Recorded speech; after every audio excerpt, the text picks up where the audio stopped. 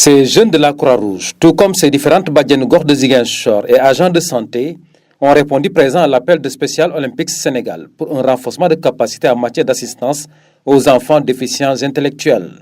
Une occasion pour les initiateurs de lever un coin du voile sur le rôle de Special Olympics Sénégal. Special Olympics, sa vocation, c'est l'inclusion, donc en passant par le sport.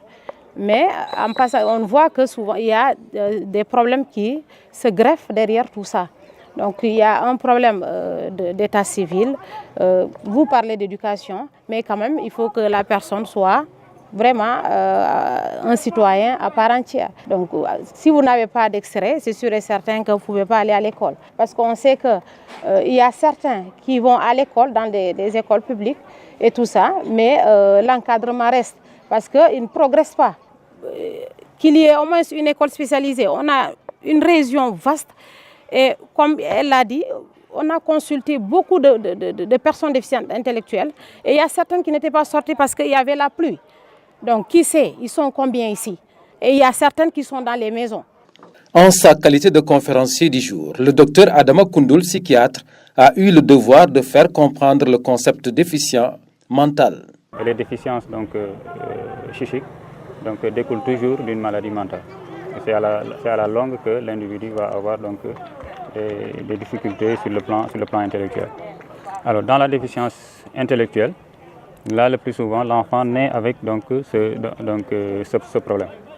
Et c'est un problème quand même qui va impacter sur la vie en globalité de l'enfant. L'occasion est aussi saisie pour mettre le doigt sur les difficultés rencontrées par les enfants déficients intellectuels au Sénégal en termes d'éducation et de prise en charge sanitaire.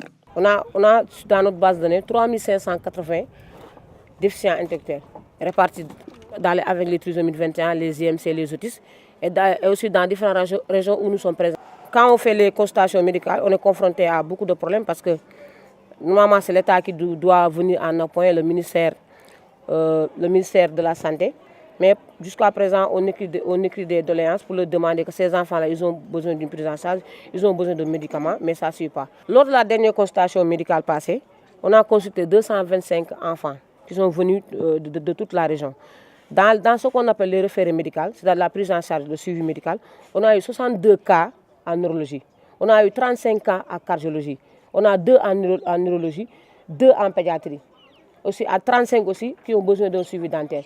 Mais le suivi dentaire, peut-être, on peut l'avoir. Mais le principal problème, ça se trouve au niveau du suivi neurologique et cardiologique. Avec l'implication de la Croix-Rouge, tout comme des Badianougor et agents de santé, l'espoir de voir une amélioration des conditions de vie des enfants déficients intellectuels est permis dans une région comme Ziguinchor.